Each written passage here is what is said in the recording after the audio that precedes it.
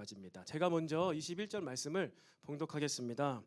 옛 사람에게 말한 바 살인하지 말라. 누구든지 살인하면 심판을 받게 되리라 하였다는 것을 너희가 들었으나 나는 너희에게 이르노니 형제에게 노하는 자마다 심판을 받게 되고 형제를 대하여 나가라 하는 자는 공회에 잡혀가게 되고 미련한 놈이라 하는 자는 지옥불에 들어가게 되리라. 그러므로 예물을 제단에 드리려다가 거기서 네 형제에게 원망들을 만한 일이 있는 것이 생각나거든. 예물을 제단 앞에 두고 먼저 가서 형제와 화목하고 그 후에 와서 예물을 드리라. 너를 고발하는 자와 함께 길에 있을 때 급히 사화하라.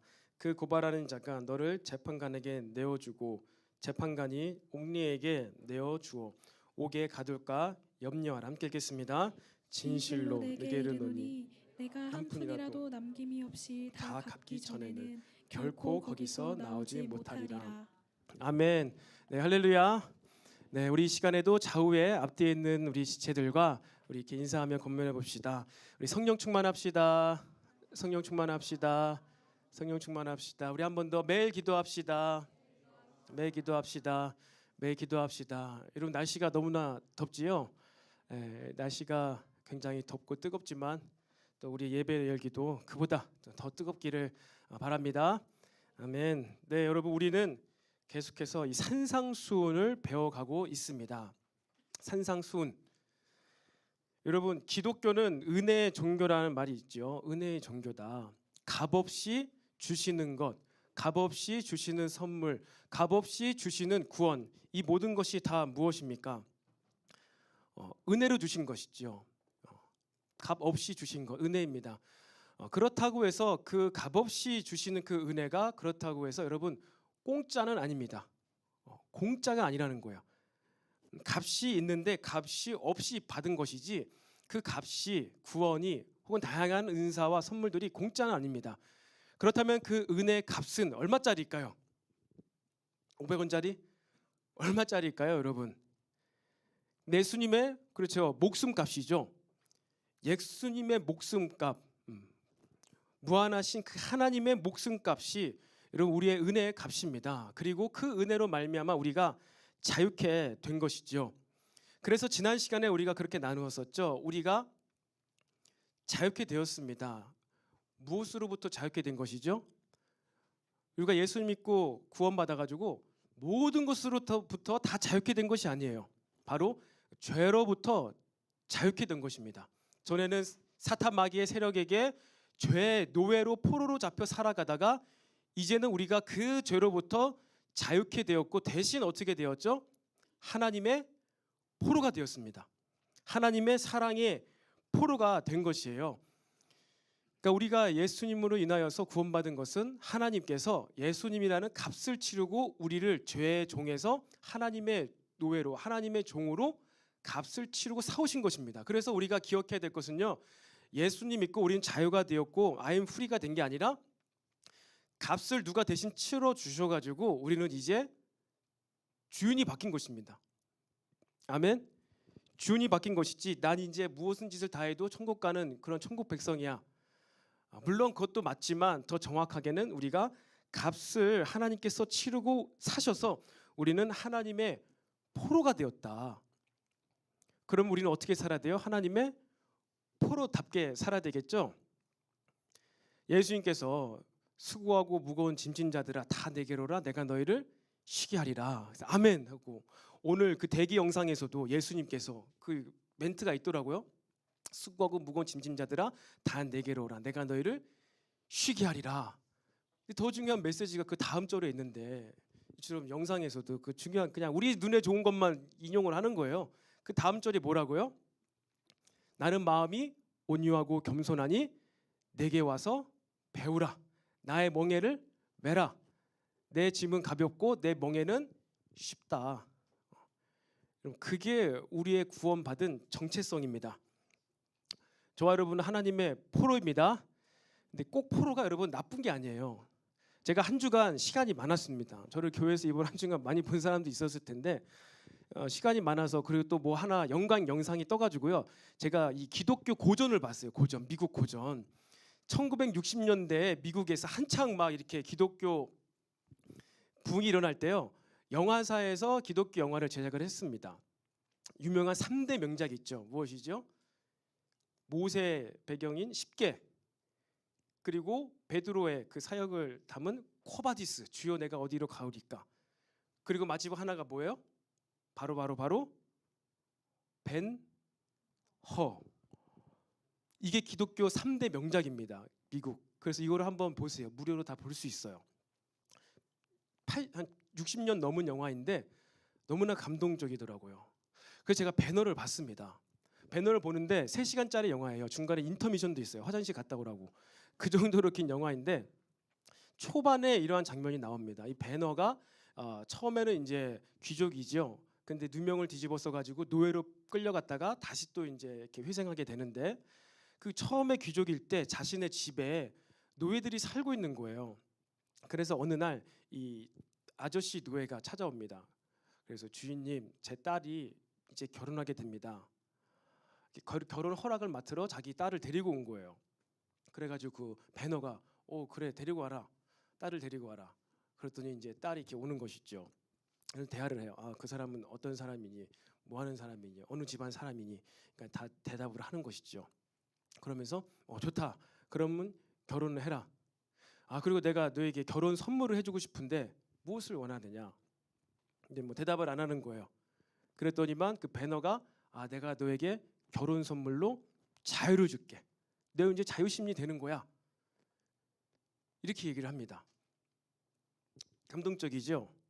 근데 그보다 더 감동적인 것은 그 아빠가 노예니까 태어난 그 여자애도 딸도 노예인 거예요. 둘 다 노예인 거예요. 근데 그 딸이 이렇게 대답을 합니다. 아니 주인님, 저는 지금까지 주인님 집에서 살면서 단 한 번이라도 노예로 느껴본 적이 없습니다. 기독교 영화입니다, 여러분. 태어나서부터 결혼할 때까지 그 집에 노예로 살아왔는데, 이 노예 딸의 고백은 나 지금까지 평생에 살면서 노예라고 느껴본 적이 단 한 번도 없다는 거예요. 여러분, 하나님께서 저와 여러분들을 죄의 농에서 값을 치르시고 사오셔서 우리를 하나님의 종으로, 포로로 삼으셨다는 것이요, 바로 이러한 느낌입니다. 여러분, 이제 우리는요 하나님의 포로가 되어서 이제 외적인 율법의 완성이 아니라 우리의 내면인 내적의 완성, 내적 성숙을 이루어가기 위한 율법을 여러분 우리는 이제 배워 나가야 합니다. 그것이 우리를 값을 주고 사신 주인이신 하나님께서 원하시는 거예요. 너희들이 이제는 이 율법을, 말씀을 어떻게 해요? 우리 내면에 적용해서 우리 내면이 건강해지기를 원하십니다. 우리의 주인 대신, 새로운 주인 대신 하나님께서는요 다른 거 다 보지 않으세요. 무엇만 보세요? 우리의 마음, 내면, 우리 속사람을 보시는 거예요. 우리의 내면이, 우리의 인격이, 성품이 예수 그리스도를 닮기를 원하시는 것이 바로 하나님의 뜻임을 믿으시기를 바랍니다. 그래서 우리 산상순을 하면서 여러분 오늘부터요 율법을 이야기합니다. 지난 시간에 여러분 바리새인의 의보다 나은 의에 대해서 배웠죠.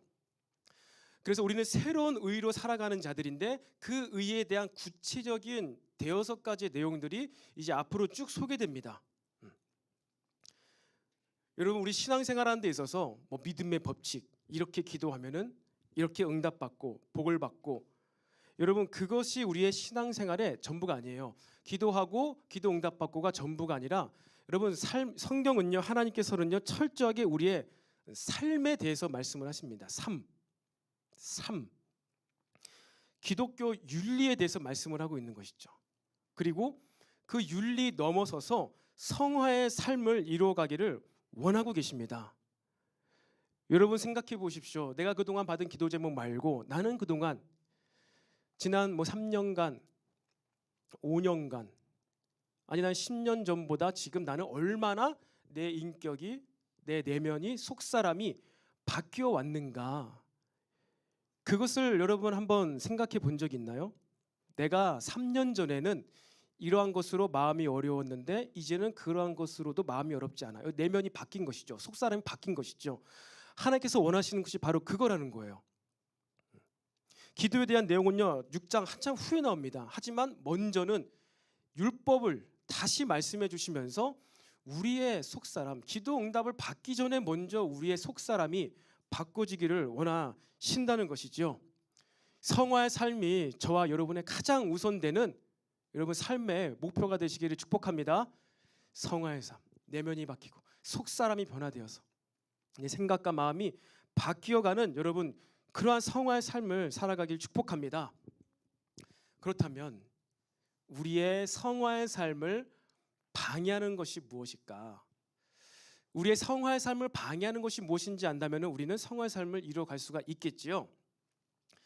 여러분 성화의 삶을 막아서는 이 3대 악이 있습니다. 3대 악. 그것이 무엇일까요? 바로 육신의 정욕, 안목의 정욕, 이생의 자랑. 이 세 가지라는 이 3대 악이 있습니다. 요한 사도가 요한 1서에도 이야기한 것이죠.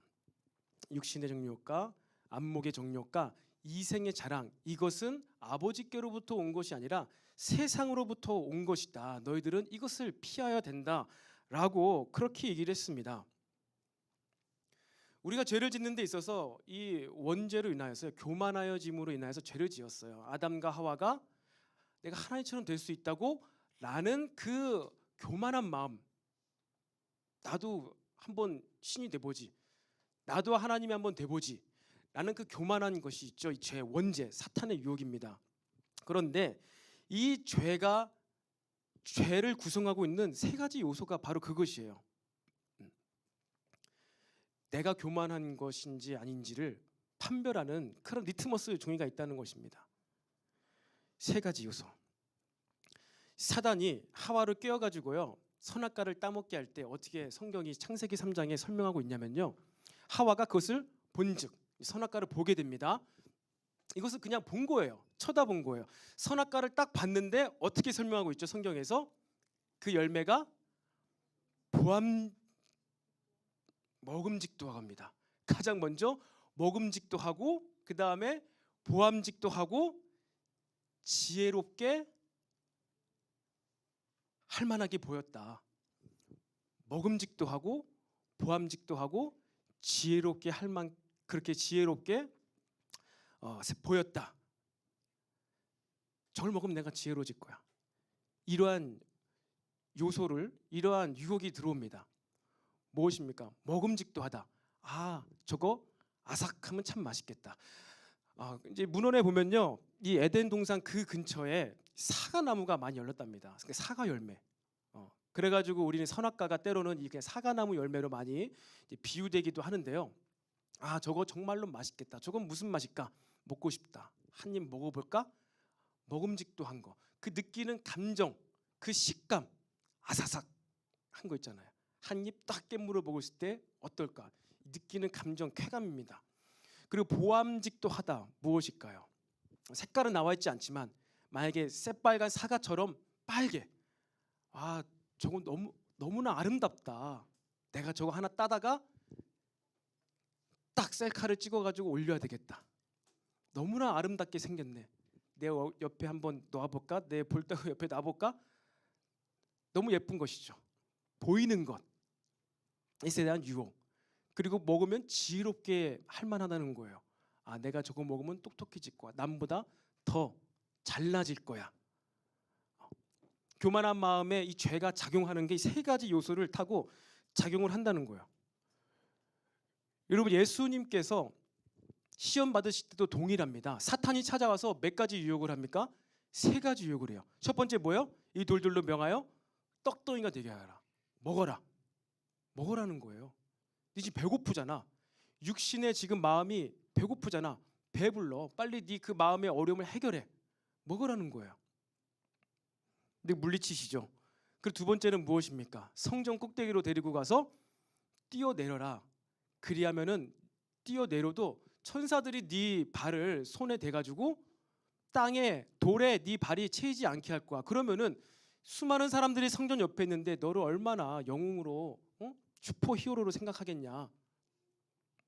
너는 굉장히 유명해질 거야. 너를 우러러 쳐다볼 거야. 안목의 정욕인 것이죠. 그리고 마지막은 뭐예요? 높은 산 꼭대기에 내려가서 나한테 경배하면 이 모든 것을 다 주리라. 너에게 모든 권세를 다 줄게. 이것으로 마음껏 자랑하고 살아.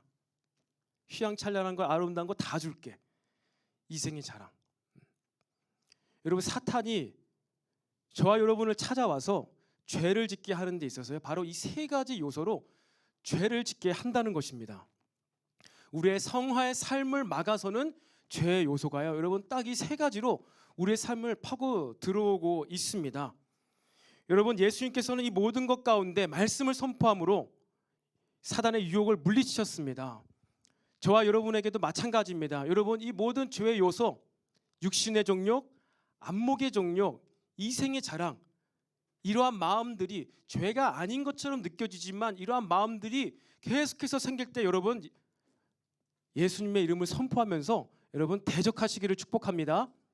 이것은 안 되는 거야. 이것은 안 되는 거지. 해서는 안 되는 것이지.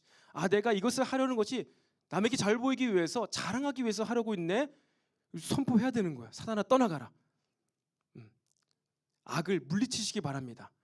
그럴 때 우리는 성화의 삶을 이루어 갈 수가 있다는 것입니다. 그래서 앞으로 여러분, 제가 왜 얘기를 했냐, 앞으로 3번에 걸쳐서 나누는 이 메시지가요, 바로 이 3가지 죄의 요소에 대해서 다루고 있는 거예요.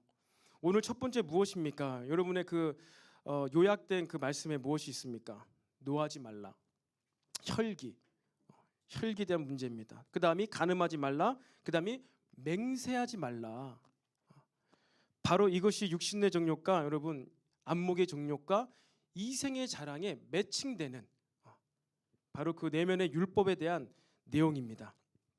그것에 대한 첫 시간으로요, 여러분, 오늘은요, 우리가 이 노에 대해서, 혈기에 대해서, 분노, 화, 육신의 정욕과 연결되어 있는 이 부분을 우리가 함께 다루었으면 좋겠습니다. 여러분, 눈에 보이지 않는 것이죠. 분노는 사람의 화, 분노, 열받는 것, 감정의 영역입니다. 눈에 보이지 않아요. 그렇죠? 지금 제가 여러분을 이렇게 한 사람씩 뜯어볼 수는 있지만 여러분 속에 지금 평온한 마음을 가지고 있는지, 아니면 지금 마음이 너무 어렵고 막 분노와 막 혈기에 사로잡혀 있는지 눈에 보이지가 않는 것이죠. 왜? 속에 있으니까. 마음 속에 있는 것이니까. 보이지 않기 때문에. 근데 여러분, 보이지 않는다고 해서 결코 이 우리의 분노와 화와 혈기를 가벼이 여기지 마시기 바랍니다. 지난번에 2달 전인가요? 돌파 예배 때 우리는 잠자기 전에 꼭 이 말씀에 샤워를 해야 된다, 그런 메시지를 나눈 적이 있어요. 우리가 하루 종일 이렇게 힘들게 일하고 땀 뻘뻘 나가지고 잠을 자기 전에 아무리 피곤해도 집에 가서 씻고 자지 않느냐, 그런 얘기를 했잖아요. 그렇죠? 피곤하면 아무리 피곤해도 몸이 지저분한데 땀이 났는데 잠이 안 오는 거예요. 그러니까 씻고 자야 돼요. 웃고 있는 형제가 있어서 너무 피곤하면 안 씻고 골아 떨어지는 사람이 있을지라도 어쨌든 우리는 일반적으로 씻고 잡니다. 마찬가지로 동일하게 하루 종일 살면서 내가 사람들에게 받은 감정들, 들은 말들, 상처들, 말을 들었고 소리는 사라졌지만 여러분 어때요? 말을 통해서 사람의 감정들이 내 안에 들어오고 내 감정에 쌓여 있잖아요. 동일해요. 그것도 씻어내야 돼요. 물로요? 뭐 어떻게 비누로 씻어내요? 어떻게 씻어내요? 기도로, 말씀으로. 말씀이 영이니까 말씀을 묵상하고 예배를 하고 기도함으로 내 내면에 들어와 있는 그러한 영적인 영적인 더러운 것들을요, 씻어내고 잠을 자야 한다는 것이죠. 동일한 내용이에요. 우리의 내면의 혈기, 눈에 보이진 않지만요, 여러분, 이것을 우리는 반드시 다룰 수가 있어야 한다는 것입니다. 왜 그러냐면은 바로 예수님께서는 이 내면의 혈기, 노, 화, 이 문제를 다루심에 있어서 이 문제를 무엇과 연관시키고 계시냐면요, 바로 이 살인이라는 죄악과 동일시하게 여기시기 때문입니다. 살인. 이 분노하는 거, 화내는 것에 대해서 예수님께서 살인을 문제 삼고 있는 거예요. 혹시 여기 계신 사람 가운데 사람을 죽여본 적이 있는 분들이 안 계시겠죠? 그렇죠. 살인을 해본 분들이 계시지 않을 것입니다. 근데 혹시 나는 꿈에서 자다가 꿈에서 나는 누구를 이렇게 범죄를 저질러 본 적이 있다, 살인을 해본 적이 있다, 혹시 그런 분 계시나요? 꿈속에서 꿈에서 사람을 죽여서 재판을 받는 꿈을 혹시 꿔본 분 계시나요? 저는 그런 꿈을 한 3번 정도 평생에 살면서 꿔본 적이 있는 것 같아요. 다 뭐 살인 그런 내용은 아니지만 사람을 해코지하고 불을 지르고 해가지고 재판장에 끌려가 있는 거예요. 제가 내가 왜 그랬지? 큰일 났다. 내가 전도사인데 지금 열받는다고 불질러 놓고 내가 지금 재판장에 끌려 앉아 있는 거야. 이거 어떻게 해결하지? 어떻게 해결하지? 어떻게 해결되지? 이건 도대체 무슨 일이지? 내가 불을 지를 일은 없지. 내가 왜 여기 앉아 있어? 하다 꿈을 깬 적이 몇 번 있어요. 늘 그러한 끝까지 가다가 보면은 이건 꿈이야. 이건 꿈이지. 그렇지. 하고선 깬 적이 한 3번 있습니다. 그런데 여러분 어떻습니까? 꿈에서라도 그러한 죄를 범죄를 하는, 그래서 재판장에 앉아 있는 생각을 하면요, 여러분 어떻죠? 끔찍하지 않습니까? 깜짝 놀라면서 아침에 깼을 때 다행이다, 꿈이라서. 그런 적 없으시나요? 너무나 여러분들이 착하게 살아와서 지금 저를 막 이제 속으로 정지하고 계신 것 같은데 목사님 왜 그러시나? 이중인격자다. 꿈에서 얼마나 남 싫어하는 사람 있었으면은 저런 꿈도 다 꾸실까? 뭐 이렇게 지금 하는 표정이 한 2사람 있는 것 같은데, 여러분 부지 중에라도 우리가 이 현실의 세계 살면서요, 사람을 죽게 만드는 일, 범죄하는 일, 여러분 그런 일들이 혹시나 발생할 수도 있습니다. 생각만 해도 끔찍하죠. 근데 율법에 의하면요, 의도적으로 사람을 살해한 사람은 어떻게 하라고 되어 있죠? 그 사람을 돌로 쳐 죽여라 라고 되어 있습니다. 그만큼 이 살인에 대한 내용은요 끔찍한 거예요. 가장 페널티, 이러한 죄를 지었을 때 가장 강력한 페널티를 하나님께서 율법으로 주셨어요. 사람을 죽인 자는, 그것도 고의로 죽인 자는, 무기를 가지고 죽인 자는 반드시 그 사람을 돌로 쳐 죽여라. 이것은 회생 불가능이라는 것이죠. 끔찍한 것입니다. 근데 뭐 다행인지 감사인지 저와 여러분들은요, 그 누구도 이러한 끔찍한 죄를 지은 자가 없는 것이죠. 그런데 오늘 예수님께서 이렇게 말씀하십니다.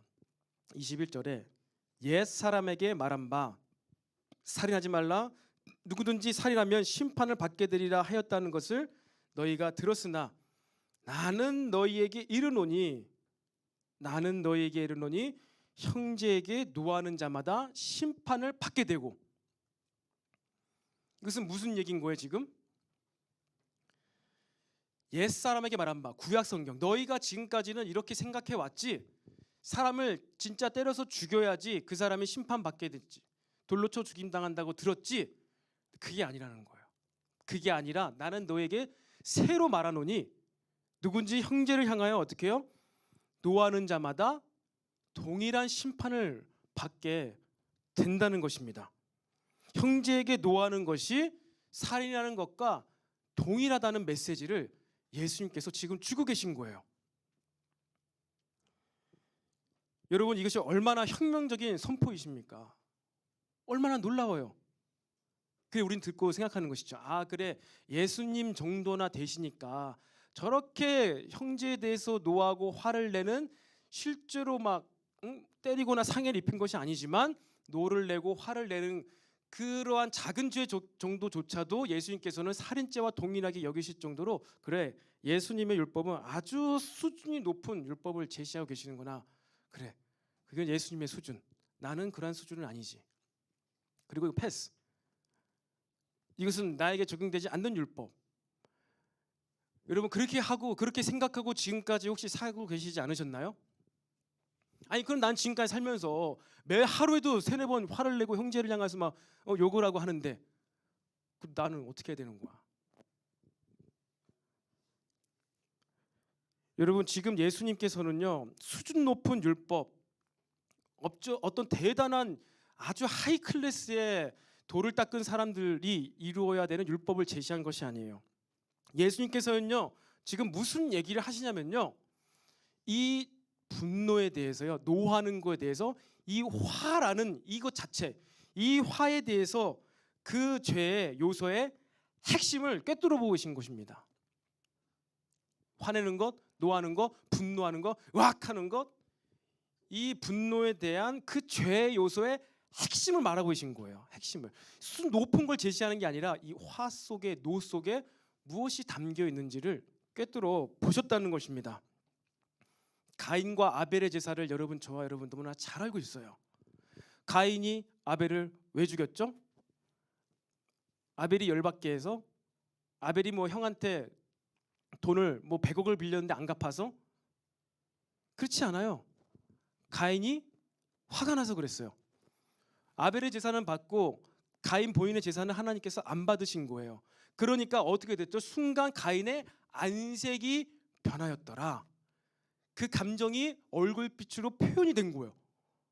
화가 나고 있는데 하나님께서 그걸 지적하시는 것이죠. 너는 분을 다스려라.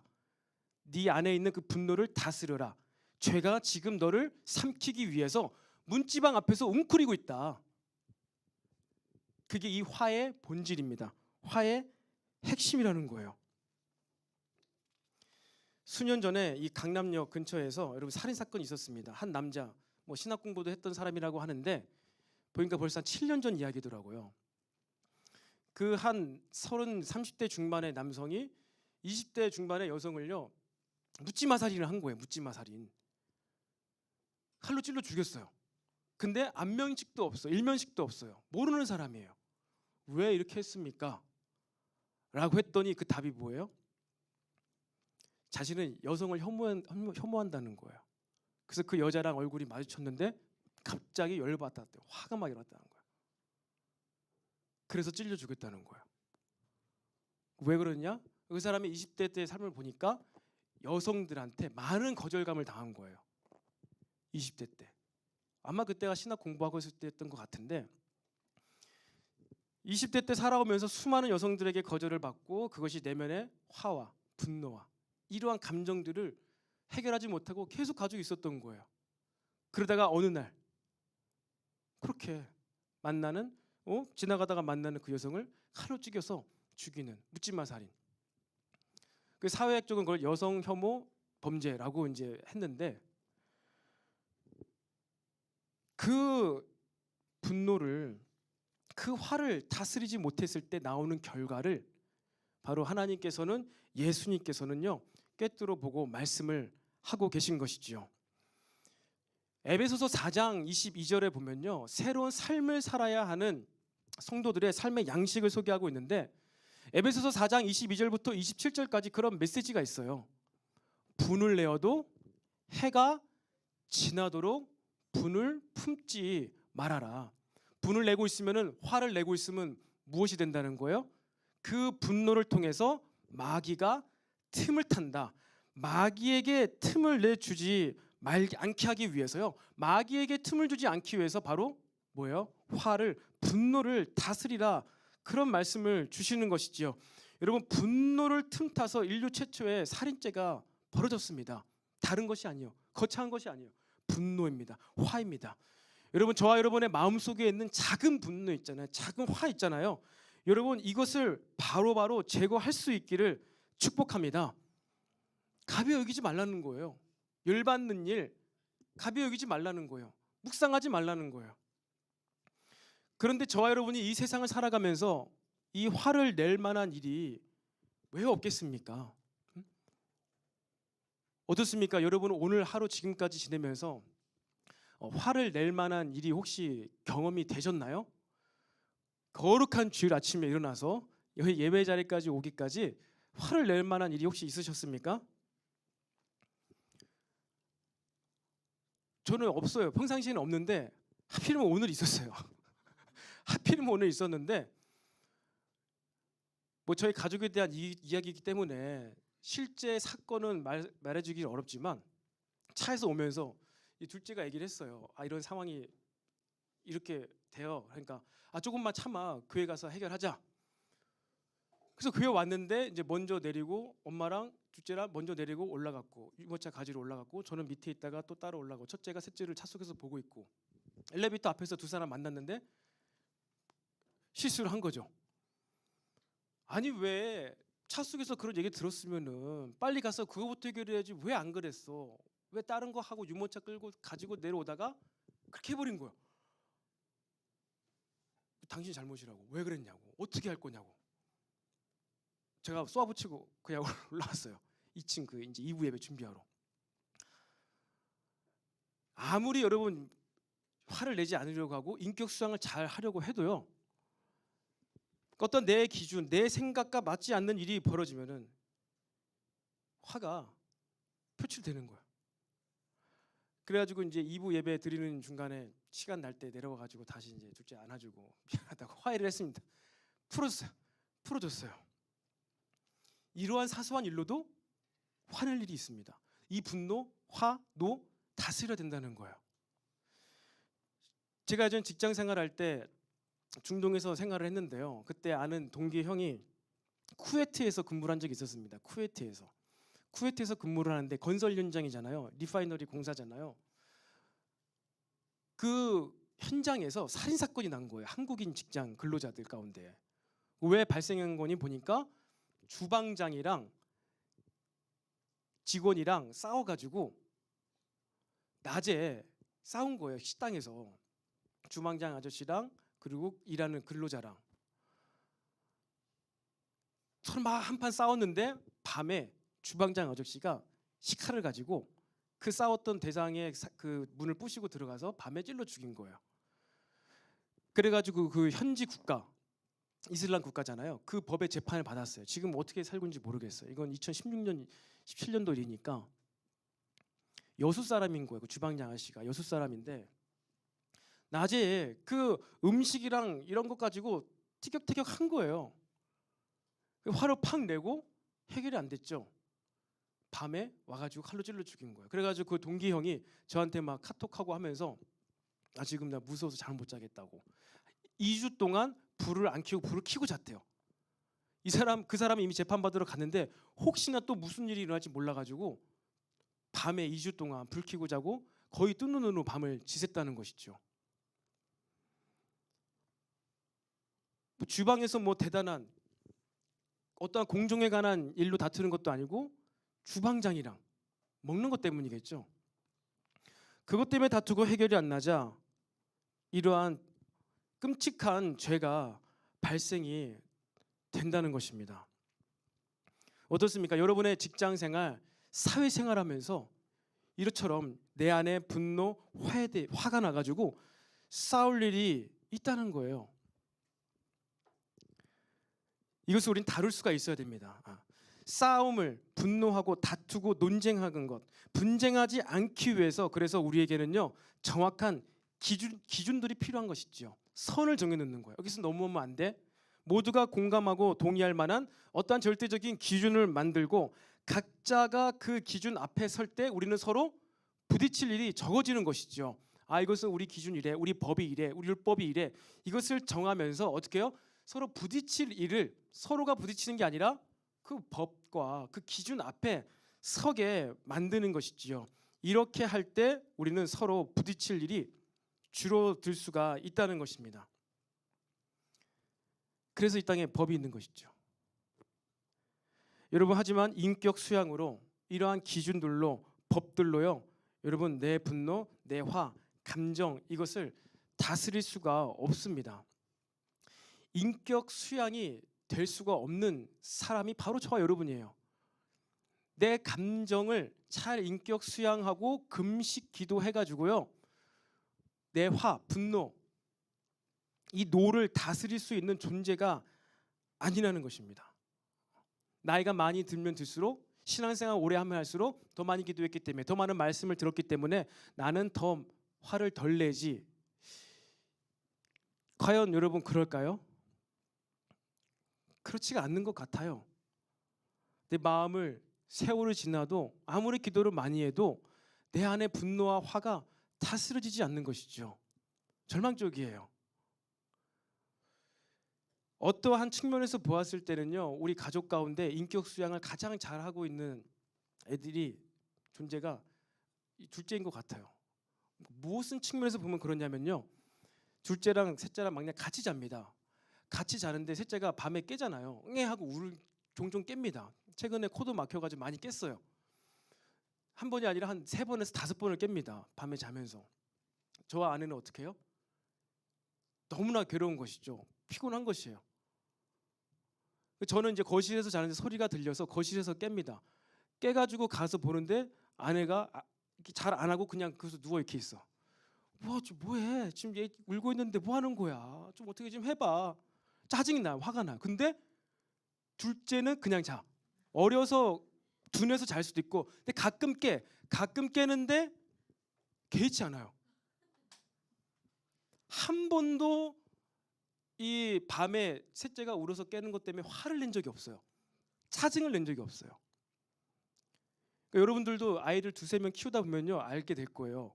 그러니까 이러한 엄마 아빠는, 어른들은 굉장히 화내고 짜증내는 일 가운데 아이들은 전혀 짜증을 안 내는 게 있습니다. 이것이 분노로, 이 화로 안 들어오나 봐요. 느껴지지가 않나 봐요. 첫째는 쩝기서 자니까 이제 소리를 못 듣는데, 예전에 같이 잘 때는 둘째랑 첫째만 있었을 때는 첫째도 마찬가지였어요. 둘째 때문에 깨도 짜증을 안 내요. 깨도 이렇게 가서 막 이렇게 하고 그냥 자요. 본인도 절대로 화를 안 내요. 인격 수양이 너무 잘 돼 있어요. 왜 그럴까요? 저는 그것이죠. 잠을 잘 못 자면 내가 오늘 하루 동안 할 일이 있는데 차질이 생기는 거예요. 내 계획대로 안 될 것 같은 거야.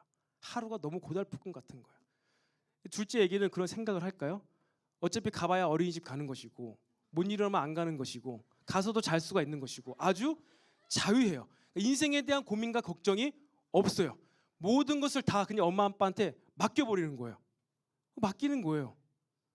그러니까 화를 안 내요. 뭐 주스 안 사준다고, 초콜릿 안 사준다고는 징징대긴 하지만, 이런 영역에 있어서는요, 화로, 분노로 작용하지가 않는다는 것이죠. 어떻습니까? 저와 여러분의 인생 가운데 이 분노, 화가 생기는 이유는 왜 생기는 것이죠?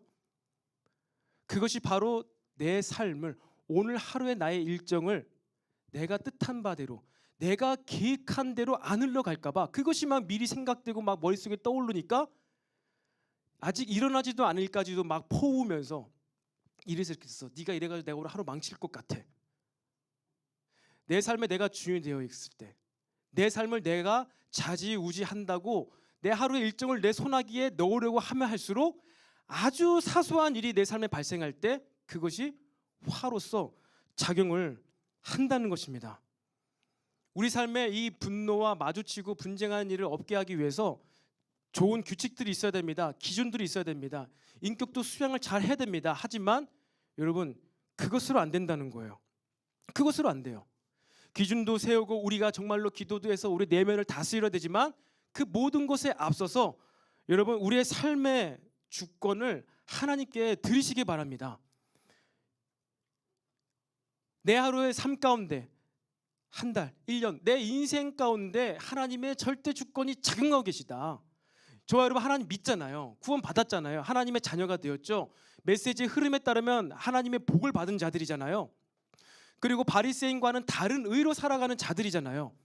그렇다면은 하나님의 절대 주권을 내 삶 가운데 인정을 하는 거예요. 이것이 안 되는 이상 여러분의 삶 가운데 발생하고 올라오는 이 분노, 화를요, 다스릴 수가 없습니다. 다스릴 수가 없게 되면 어떻게 돼요? 이것은 살인죄라는 거예요. 살인죄. 가룟 유다가 예수님을 배반했습니다. 예수님은 다 알고 계셨습니다. 예수님께서는 가룟 유다에게 화를 내셨어요? 안 내셨어요? 한 번도 화를 낸 적이 없어요. 다만 기준은 제시해 주었죠. 너는 죄짓지 말아라. 죄짓지 말아라. 화를 내시지 않았어요. 하나님의 절대 주권을 인정하는 거예요. 여러분은 하나님의 절대 주권을 어디까지 지금 인정하고 계시나요? 나의 삶의 어느 부분까지 하나님의 절대 주권을 인정하십니까? 하나님의 절대 주권이 미치지 않는다고 여겨지는 그 일, 그 시간 가운데서는 반드시 여러분 다양한 사람들과 우리는 만납니다. 예상하지 못한 얼마나 복잡 다사다난한 인생을 이 세상을 우리가 살아가고 있습니까? 분노가 일어나고 화가 일어나고 내 감정을 컨트롤할 수 없는 상황이 반드시 놓여지게 되어 있다는 거예요. 여러분, 하나님의 절대 주권, 여러분을 창조하시고 죄에 빠진 저와 여러분들을 구원하신 하나님의 절대 주권을 인정하시기를 축복합니다.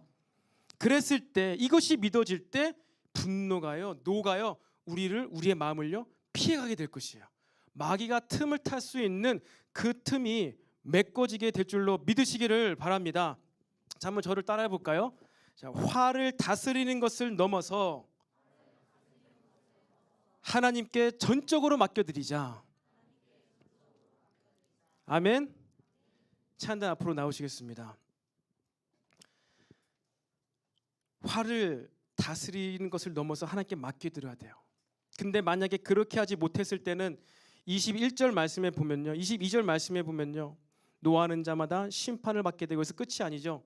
노하고 나서 어떻게 됩니까? 형제에 대해서 라가라 하는 자는 공의에 잡혀가게 되고, 라가라 하는 자는 뭘까요? 바보라는 자예요. 여러분, 형제에 대해서 화를 내고요, 분노를 참지 못하는 사람들, 화를 잘 내는 사람들은요, 나에게 화를 내게 그 원인 제공했던 그 사람을 어떻게 한다는 거예요? 이제 이 바보 같은 놈아라고 하는 거예요. 이제 화를 내는 것을 넘어서서 어떠한 인격체를 대상을 하여금 뭐예요? 인격 모독을 하는 단계로 나가게 됩니다. 그리고 어떻게 돼요? 그 다음 마지막으로 미련한 놈이라 하는 자는 지옥불에 들어가게 되리라. 미련한 놈이다. 이제 내가 그 사람 보고 바보야, 쟤는 바보스러운 사람이야 라고 했던 것을 떠벌린다는 거예요. 떠벌린다는 거예요. 그러니까 내 마음속에 노를 바라는 것, 화를 내는 일을 처음에 잡지 않으면요, 이 죄가 급속도로 어떻게 된다는 거예요? 이제 그 사람을 미련한 놈이야. 왜 아까 그런 전조 증상이 있었는데 왜 그것도 처리하지 못했어? 너무 어리석어. 그 사람 대상을 미워하게 돼요. 욕을 하게 되고, 그걸 넘어서서 인격 모독을 하게 됩니다. 그리고 더 나아가서 어떻게 돼요? 그것을 소문을 낸다는 거예요. 쟤 미련한 놈이래. 쟤 미련한 놈이래. 근데 그것이 옛날에 나에게 주었던 그 상처, 화, 이것 때문에 그걸 다스리지 못했을 때 그 사람은 인격 모독하고 이것을 떠벌리게 되고 그러한 일을 하게 된다는 것입니다. 지금 너무 메시지가 짧아서 여러분들이 정신을 못 차리고 계신 것 같은데 그래서 제가 3번 나눠서 할까 하다가 첫 번째 것만 하고 나머지 얘기는 간단하게 지금 하는 거예요. 내 안에 분노와 죄를 다스리지 못할 때 이것이 어떠한 단계까지 확장되냐면은 개인의 두 사람의 이슈인데 그 일로 내가 화를 내게 되면 그 사람을 내가 이제 인격 모독을 하게 되고 이제 그것을 주변에 소문낸다는 거예요. 미련한 놈이래, 쟤 미련한 놈이래. 그렇게 되면 어떻게 됩니까? 23절 예물을 제단에 드리려다가 내 형제에게 원망 들을 만한 일이 생각나거든 가서 먼저 화목해라, 화해해라. 무슨 메시지예요? 분노를 다스리지 못하고 어떤 사람을 정죄하고 욕하고 소문내고 이러한 상태가 되면요, 하나님과 나와의 예배가 막히게 됩니다. 내 안에 분노가 있고 내가 미워하는 사람이 있고 흉보는 사람이 있으면 어떻게 된다고요? 하나님과 예배가 막히게 돼요. 교회는 나오지 메시지가 안 들려요. 은혜를 받지 못해요. 제가 이러한 청년들을 두세 명을 봤어요. 항상 저에게 와 상담하는 게 그거예요. 예배 나오는데 은혜를 못 받아. 근데 하는 얘기는 그 친구는, 그 청년은 항상 누구 얘기를 해? 사람 얘기를 해. 걔가 그때 이렇게 얘기를 했대요. 어떻게 이럴 수가 있나요? 뒤에서 이런 얘기를 하고 다녔는데 어떻게 이럴 수가 있나요? 화해가 안 되고 원망이 있고 서로 욕하고 있는 상황 가운데는 예배가 안 돼요. 하나님보다 그 사람이 더 크게 보이는 거예요. 하나님을 만나야 그 일이 해결이 되는데 하나님의 절대 주권 가운데 이 일들이 일어나고 있는데 하나님을 만나야 되는데 이것 때문에 하나님을 못 만난다는 거예요. 이 분노에 대한 문제, 이 다툼의 문제, 분쟁의 문제를 해결해야 됩니다. 그리고 여기서도 이것이 해결이 안 되면 어떻게 되냐면은 마지막 25절에 너를 고발하는 자와 함께 길을 있을 때 급히 사과하라. 급히 사과를 하라는 거예요. 급히, 빠르게. 분쟁 일으키고 어려운 관계에 있는 그 사람과 빨리 당장 사과해라. 그렇지 않으면 어떻게 된다는 거예요? 네가 재판장에게 심판을 받게 돼. 하나님께서 심판하신다는 거예요. 분노의 문제, 내가 한 사람을 미워하고 싫어하고 정죄하는, 인격 모독하는 그 이슈, 그리고 이것을 소문내고 있는 그 상황을 해결하지 않으면은 네가 하나님을 만나지 못하고 예배도 드리지 못할 뿐더러 네가 하나님께 심판을 받게 될 거야. 여러분, 하나님께서는 저와 여러분의 마음속에 있는 이 분노의 문제를요, 혈기의 문제를요, 반드시 어떻게든 심판을 하십니다. 사소한 것으로 시작된 내 마음의 불편한 마음, 화의 마음, 노하는 마음, 여러분, 이것은요 죄를 급속도로 확장시키고 크게 만들어버리는 아주 이 죄의 고속도로입니다. 죄의 고속도로예요. 최근에 몇 달간의 여러분의 삶의 모습들을 살펴보십시오. 내가 그때 왜 이렇게 갑작스럽게 우악 하고 화를 내었을까? 그러한 일이 있었음에도 불구하고 아직 해결하지 않고 그냥 마음속에 담아두는 것이 있다면요, 여러분 반드시 오늘 하나님께 기도하시고 해결 받으시기 바랍니다. 어떻게 해요? 하나님께 절대 주권을 내어드리는 거예요. 내 삶의 운전대를 하나님께 내어드리고 물어보는 것이죠. 무서워서 회개를 하고 하나님께 물어보는 거예요. 주님, 나에게 왜 이러한 일들, 사소한 일인데 나도 내가 먼저 그렇게 했으면은 그렇게 그런 일이 발생하지 않았을 텐데 내가 왜 나의 모습과 행동을 보지 못하고 상대방만, 왜 내가 한 것은 말하지 않고 내가 한 것은 생각지 않고 왜 상대방이 나에게 한 것만 내가 그렇게 정지하고 지적하고 화를 냈을까요? 하나님께 물어볼 수 있어야 됩니다. 그것이 기도이지요. 하나님을, 그 기도를 통해 회개하고 하나님을 만나면 여러분 그때서부터 이 율법이 우리의 내면에 적용이 됩니다. 우리의 삶이 바뀌게 됩니다. 오늘 하나님께서 저와 여러분을 초청하고 계신 거예요. 우리의 내면이 바뀌었으면 좋겠다.